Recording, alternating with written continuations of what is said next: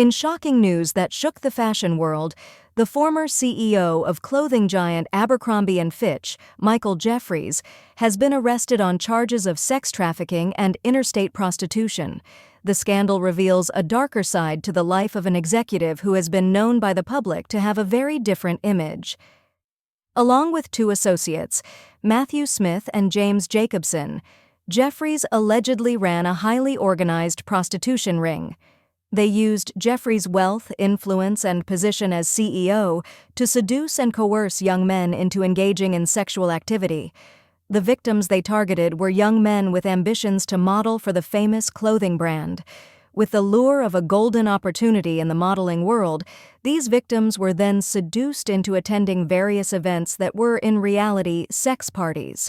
The perpetrators did not hesitate to use violence, threats, and drugs to force the victims to perform unwanted sexual acts.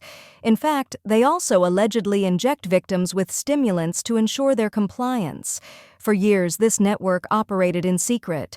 The perpetrators used large sums of money to rent various luxury properties around the world, including in New York, the Hamptons, England, France, Italy, Morocco, and St. Bart's.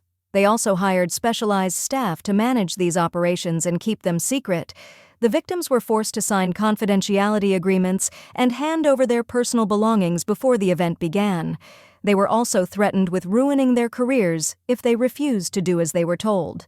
The investigation into this case is still ongoing, and authorities are appealing to other victims to come forward and report what happened to them.